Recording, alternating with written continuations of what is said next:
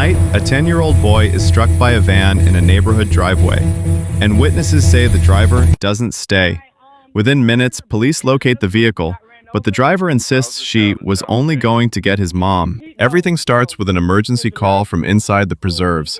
The caller says a child has been run over, serious leg injuries, and they immediately focus on one thing: identifying the van before it disappears. Pay attention to how fast they start describing the vehicle, because that description becomes the reason police stop her minutes later. We already have help on the way, but give me the tag number. She just left in a green van. Green van is leaving right now, Brittany, for now. Yeah, from Boynton. Vehicle versus pedestrian. It's a white lady. Which way is she It's a white going? lady. I got them. They're coming. They're coming. The police is coming. It's a white van with a white lady in. I mean, a green van. I'm sorry, with a white lady. Okay. She just left. She just fled the scene, like left. All right. Which way did she go? I don't know. She left out of the preserve. Okay. There's only one entrance, right? Yeah. She just left. She cleared it. Okay. We already have help on the way. Okay. Don't let the boy get up. I'm on the phone with the police right now. Responding units arrive and treat this as a major injury crash.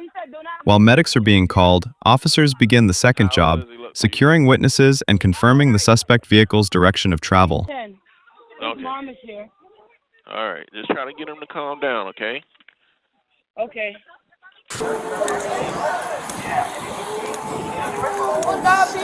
Where? Your light? Hey, does anybody got video cameras? There you go. Those I got a ring, but I came from down there running. Okay. So did anybody see anything? I did. I called. Yeah. Okay. My son's off. I just seen the van. That's the green. I thought it was a kid. Coming this way, from here. She's coming. Look, his shoe right there. She dragged him. Okay. All right, ma'am. You seen everything? Yeah, I seen it. Okay. Just wait over there for me. Can you do me a favor? Wait by that car for me.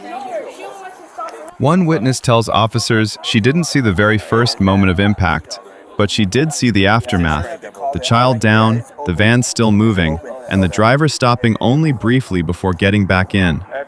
The driver's explanation, "I was going to get his mom," shows up right away. But staying at the scene is the legal baseline in a crash like this, especially with injuries. In a few minutes, you'll hear a witness who says he saw the actual hit before anyone else even knew what happened. Anybody else saw it? No, but I saw their car. I saw her right over it, and I know that woman. Yes, I even know her house. Okay, stand by, okay? Why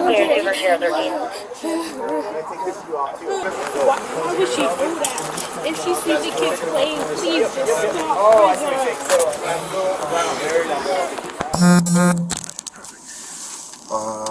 Where were you when this whole thing happened? Were you walking around? Were you in your car? No, I came down my stairs.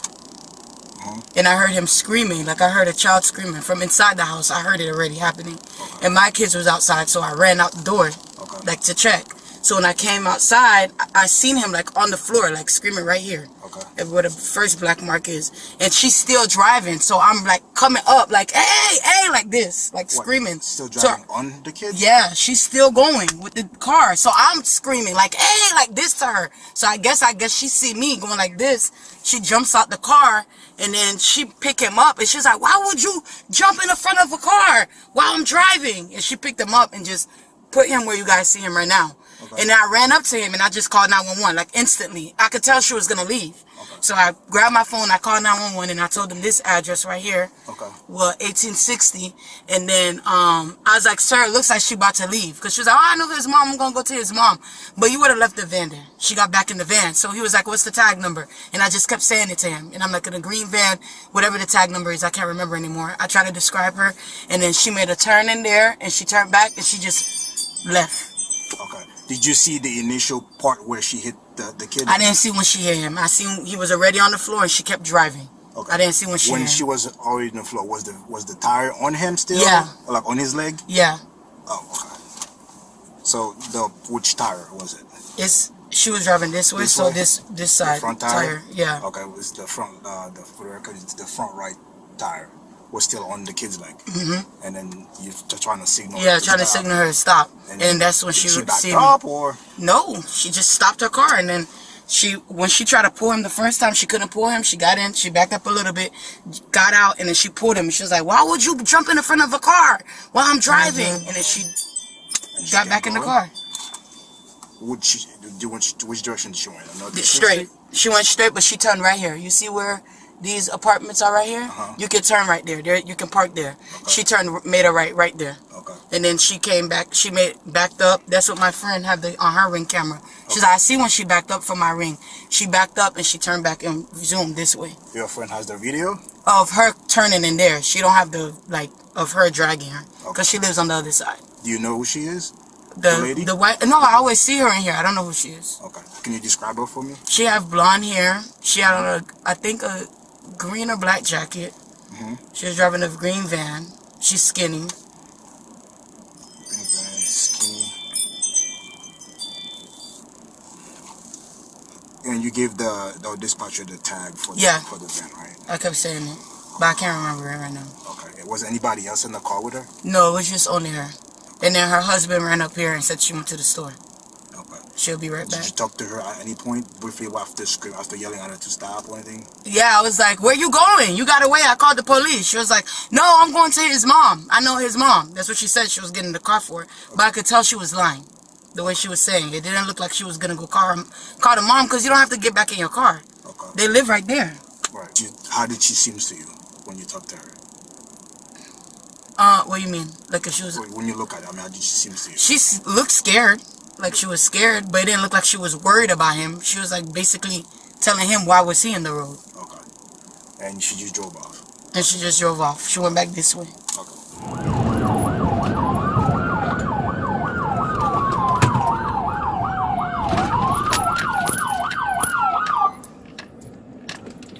Northeast 16th Ave and Northeast 4th Street. I'm going 1050 on it.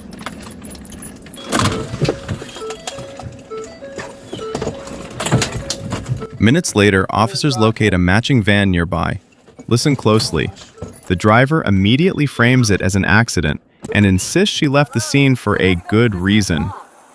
But from the officer's perspective, leaving the scene turns this from a crash into a potential hit-and-run investigation. Step out of the truck. Anybody else in the truck here? No, it's just me. I've got to go get this kid's mom, dude. You're not supposed to leave the scene of a crash. He told me to go get his mom. Okay, step out of the truck. God damn it. Drop it. He told me to go get his mom. Okay, what the fuck? Stop.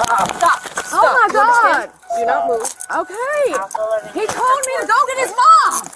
What's happening? Stop. What the fuck? He told me to go get his mom. Stop. I'm stopping. He told me to go get his mom. Guys, he told me to go get his mom. Delta 18. We're 10-4. We got one white female detained. Is there anything on you that's going to hurt me? No. He told me to go get his mom. I'm scared. The kid just ran right out in front of my fucking truck. I'm supposed to go get his mom. Stop moving around. We clear the van? Yeah. Jesus fucking Christ. The driver, identified here as Joanna, refuses to fully comply at first, and officers detain her while they confirm what happened back at the scene. She says she's scared, she says she's trying to help, but police are focused on two things: why she left, and why she didn't immediately follow instructions during the stop. What the fuck, dude? Yeah, FD's going 97. Yeah, I got her. Can you please? We are going to figure out where his mom is. We need to get his mom. They said that she's down here. Alright. Female, EA 1729. I can't. What's going on? Seat for me. You're just being detained right now. Put your feet in. What's your first name? Who's getting his mom, honey? We're working on it. Fuck! Where does his mom live? They told me to come down this street and his mom would be at the end of the street. Joanna, J-O-A? N-N-A. Put your feet in for a second. What's your first name? Joanna. Joanna, listen real quick. I heard you say that you were going to get this They kid's need mom. his mom, yes. Okay, but here's the deal. You don't leave the scene of a crash. I know, but she doesn't live in my neighborhood. The little stop. kid plays with my son. Stop. Okay. Stop. Okay, relax. They know where I live. Relax. I live right The there. reason why you're being detained right now is because you left the scene of a crash. To go get his mom, though. I don't care what your excuse is. I'm just telling you why you're being detained. Second of all, because you tensed up and you resisted us when I asked you to get out of the van multiple times. I'm scared. So, I'm trying to get this what's kid in your out. wallet? Huh? What's in your wallet? My medication, the bottle's at home. Yeah, the bottle. Yes, that's you can what it follow is. me when I'm at my house. Okay, got it. Did they get his mom? I don't know yet. This is my son. I know the kid. Okay. I wasn't trying to leave. I live right there where it happened. Listen, at the end of the day, you still gotta stop. I did stop. I told the lady, I said, I'm going to go get his mom. And she said, go get his mom.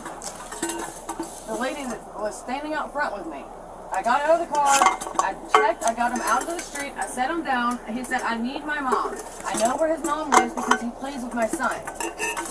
Then the husband arrives, saying it's a work van, and he's trying to figure out what's happening in real time. This is where the story splits into two tracks: the child's condition at the scene and the driver's behavior after the crash. And the next statements, especially from the kids, are what will lock the timeline into place. I have no phone or nothing. Listen, just listen to me real quick, okay?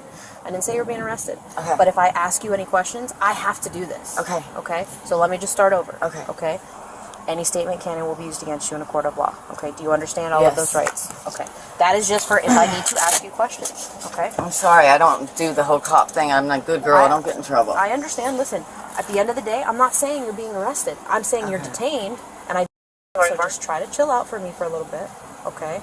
And if I mean, let me ask you a question. Are you willing to talk to me about what happened? Yes. Okay. All right. So someone else, a crash investigator, will probably come out and talk to you about what happened. Okay. Okay, but I'm required to read those to you because of that. Okay. Okay? You have any questions for me right now? No. All right, so just hang out. The fire department's on the way. Okay?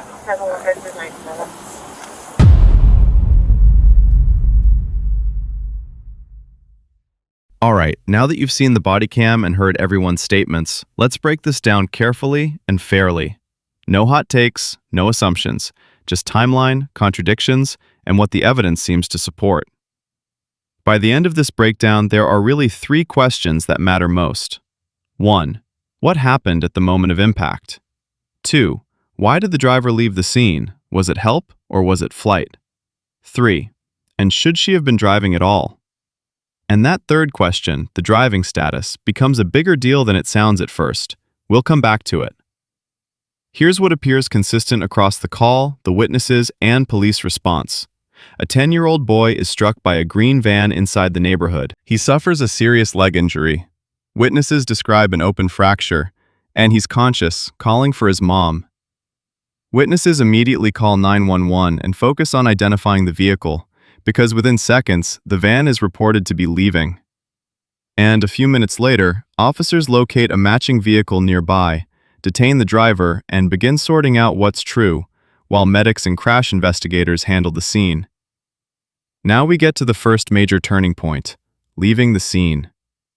In serious injury crashes, staying put isn't just courtesy, it's the baseline expectation. Even if your intentions are good, leaving creates two immediate problems. First, it can delay emergency response coordination. Second, it looks like you're trying to avoid accountability, especially when witnesses are already telling dispatch, the vehicle is leaving right now. The driver's explanation in the body cam is basically this: he ran out in front of me, and I was going to get his mom. That explanation might sound helpful on paper, but you can hear why officers aren't buying it as a reason to leave. Police can contact the parent. Neighbors can contact the parent, but the driver is still expected to remain on scene, especially with a child injury. And this is where the witness statements become everything, because one of them describes what the driver did right after impact, and it doesn't match the "I was helping" narrative. The most important testimony in this entire clip comes from August, because unlike the adults, he describes the crash as it happened. According to August, they were playing basketball.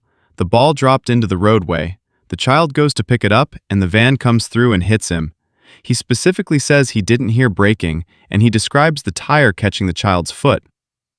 Is a kid witness perfect? Not always. But his statement has something the others don't. Sequence. Ball drops, child picks it up, van hits, injury occurs, driver stops briefly, driver speaks, driver leaves. And that sequence matters because it challenges the simplest defense you often hear in these cases. The kid darted out, I had no time. August's version suggests the child was already in the roadway long enough that a driver should have had time to react, at minimum, slow down. Now keep August's sequence in mind, because it makes the next part hit harder. What the driver reportedly says when she gets out. From the driver's side, what we see is a person in emotional freefall. She's anxious, overwhelmed, repeating that she's a good person, and insisting she was trying to do the right thing. And here's the most fair interpretation. Panic is real. People can react badly in high-stress moments. They can say the wrong thing, focus on the wrong thing, and make decisions that don't make sense in hindsight. But here's the other side of it, equally real. Panic doesn't erase responsibility. In the witness account, the driver allegedly gets out and says something like, "Why would you run in front of my car?" That's not a medical response. That's not a safety response. That's a blame response. And then the biggest issue, she gets back into the van and leaves, while the child is severely injured. Even if you truly plan to get help, leaving can look like flight, and it can escalate consequences immediately. That's exactly why officers move so fast once they locate the vehicle. They aren't just investigating a crash, they're investigating a crash plus behavior after the crash. Now let's pay off the third question, the one we parked earlier. Should she have been driving at all? Near the end, the driver indicates her license situation wasn't current. She mentions receiving notice it was expired and that she had to renew it. Why does this matter? Not because it automatically proves guilt in the crash, but because it changes how law enforcement views risk and decision-making. If you're already driving with paperwork issues, you may be more likely to panic when something goes wrong. You may be more likely to think, I can't be here when the cops arrive, even if that's not what you say out loud. Again, this is not a conviction, not a verdict, but it's a realistic human factor. When people feel legally exposed, their choices after an accident can become worse than the accident itself. Now, let's talk lessons, not moral speeches, real takeaways. Lesson 1. If you're the driver, don't leave. Even if you think you're helping, even if you know where the mom lives, even if someone says, go get her, stay, call 911, turn on hazards, give your location, follow dispatch instructions. Leaving turns chaos into a second avoidable problem. Lesson 2. If you're a witness, do what this caller did. The 911 caller immediately reports injuries, identifies the vehicle, and tries to capture the direction of travel. That's how suspects get located quickly and how medical response gets prioritized. Lesson 3. Neighborhood driving rule. Assume kids will be unpredictable. Basketball, bikes, running, a ball rolling out.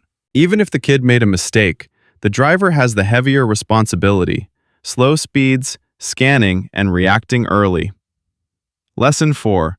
For parents, build the street rule into play.